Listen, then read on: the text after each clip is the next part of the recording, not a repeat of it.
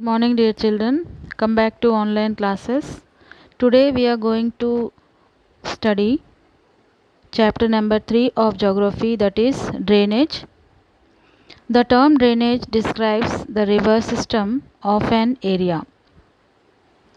Small rivers flowing from different directions come together to form the main river, which ultimately drains into a large water body such as a lake or a sea or an ocean. The area drained by a single river system is called a drainage basin. Basin here means an area of a land drained by rivers. A closer observation of a map will indicate that any elevated area, such as a mountain or an upland, separates two drainage basins. Such an upland is known as water divide. Here in the diagram you can see water dividing two streams, stream A and stream B. Drainage system in India. The drainage systems of India are mainly controlled by the broad relief features of the subcontinent. Accordingly, the Indian rivers are divided into two major groups, that is Himalayan rivers and peninsular rivers. Apart from originating from the two major physiographic regions of India, the Himalayan rivers and the peninsular rivers are different from each other in many ways. Himalayan rivers are perennial. Perennial means that they have water throughout the year. The river is filled with water throughout the year. These rivers receive water from rain as well as from melted snow from the lofty mountains. The two major rivers, the Indus and the Brahmaputra, originate from the north of the mountain ranges. They have cut through the mountains, making gorges. This picture which you are showing is a gorge. The Himalayan rivers have long courses from their source to the sea. So let us see in the diagram the source of a sea. Source of a river here you are seeing, they perform intensive erosional activity in their upper courses and carry huge loads of silt and sand. From the upper course the river flows, and in the middle and the lower courses these rivers form meanders. Meanders here means the loops of rivers along its lower courses. You can see in the diagram meanders, oxbow lakes and many other depositional features in their floodplains. Floodplains means an area of low-lying ground adjacent to a river formed mainly of river sediments and subject to flooding. They also have well-developed deltas. Here you can see deltas. Delta means it is a triangular deposition of alluvium at the mouth of the river as it falls into the sea. Excess deposition of silt and soil forms a delta. It is more fertile land. Now let us see, a large number of the peninsular rivers are seasonal as their flow is dependent on rainfall. That is, peninsular rivers depend on the rainfall. During the dry season, the large rivers have reduced flow of water in their channels. As the peninsular rivers have shorter and shallower courses as compared to the Himalayan rivers. However, some of them originate in the central highlands and flow towards the west. Most of the rivers of peninsular India originate in the western Ghats and flow towards the Bay of Bengal in the east. Now the Himalayan rivers.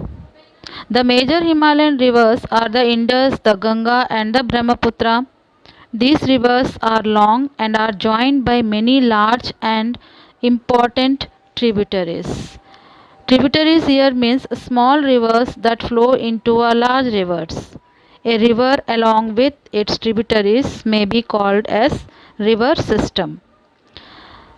The Indus River system, let us see now. The river Indus rises in Tibet near Lake Mansarovar, flowing west. It enters India in the Ladakh. It forms a picturesque gorge in this part. Several tributaries, the Zaskar, the Nubra, the Shok, and the Hansa, join it in the Kashmir region. The Indus flows through Baltistan and Gilgit and emerges from the mountains at Attock. The Satluj, the Beas, the Ravi, the Chenab, and the Jhelum join together to enter the Indus near Mithankot in Pakistan. Beyond this, the Indus flows southwards, eventually reaching the Arabian Sea east of Karachi. The Indus Plain have a very gentle slope with a total length of 2900 km. The Indus is one of the longest river of the world. A little over a third of the Indus basin is located in India, Ladakh, Jammu and Kashmir, Himachal Pradesh and Punjab, and the rest is in Pakistan. In the map, when you look in the map, you see the Jhelum, Ravi, Satluj, Beas.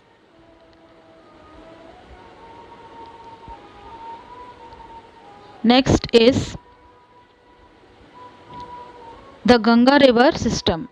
Let us see the Ganga river system. The headwaters of the Ganga, called the Bhagirathi, is fed by the Gangotri glacier and joined by Alaknanda at Devprayag in Uttarakhand. At Haridwar, the Ganga emerges from the mountain onto the plains, joined by many tributaries from the Himalayas. A few of them being major rivers such as the Yamuna, the Ghagra, the Gandak and the Kosi. In the map you can see here the tributaries from the Ganga is joined by many tributaries from the Himalayas. Some are Yamuna, the Ghagra, the Gandak, the Kosi. And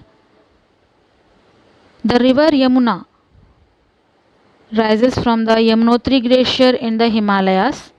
It flows parallel to the Ganga and as a right bank tributary meets the Ganga at Allahabad. The Gagra, the Gandak and the Kosi rises in the Nepal Himalaya. They are the rivers which flood parts of the northern plains every year, causing widespread damage to life and property, whereas they enrich the soil for agricultural use. So these three rivers, the Ghagra, the Gandak and Kosi, it is tributaries which come from the peninsular uplands are the Chambal, the Betwa and the Son, which you are seeing here in the map. These rise from semi-arid areas, have shorter courses and do not carry much water in them. Enlarged with waters from its right and left bank tributaries, the Ganga, here you are seeing Ganga,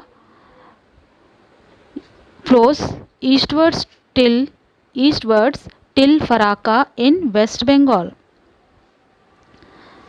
Then this is the northernmost point of the Ganga delta.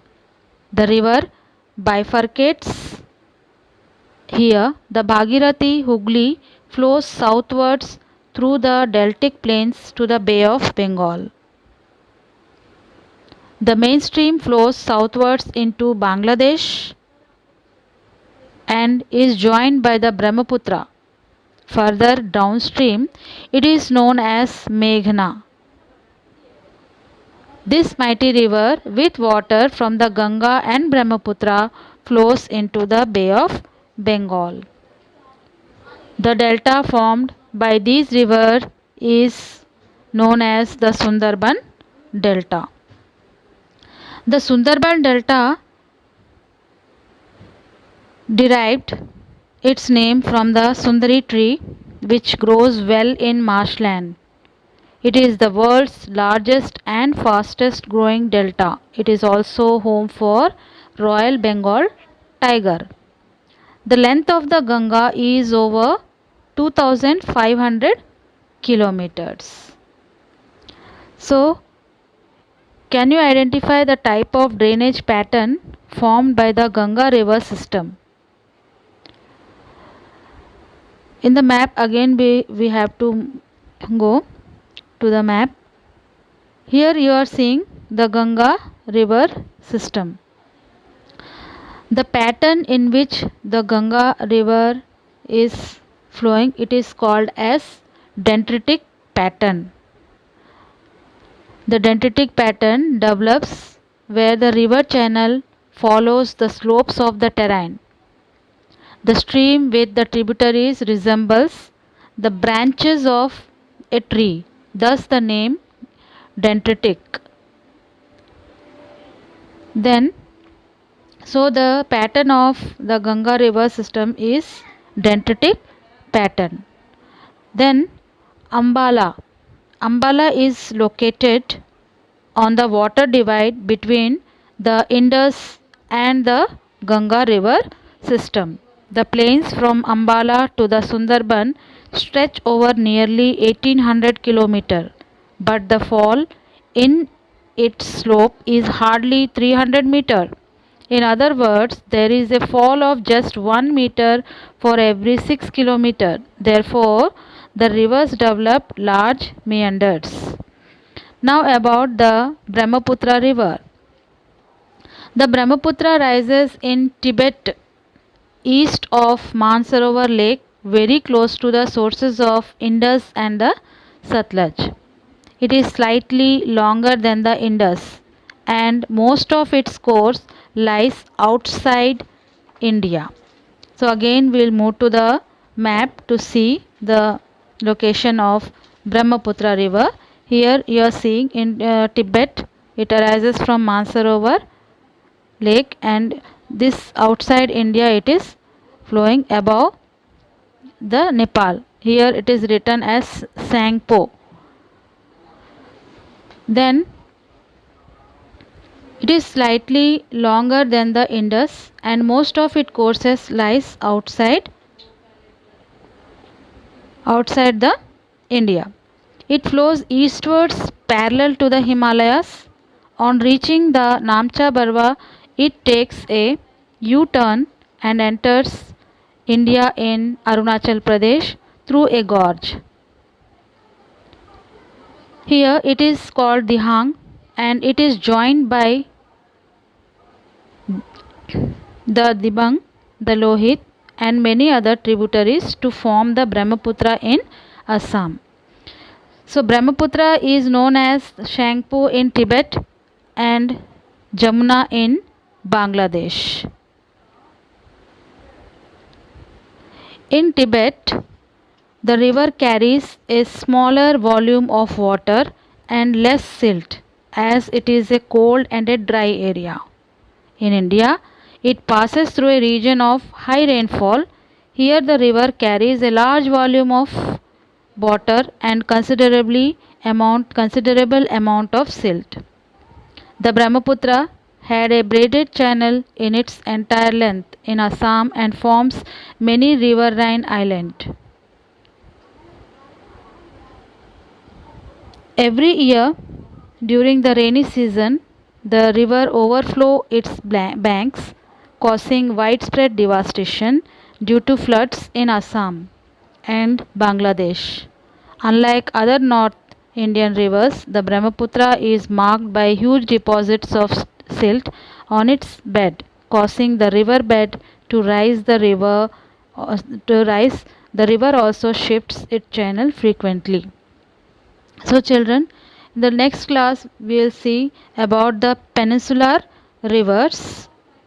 Thank you.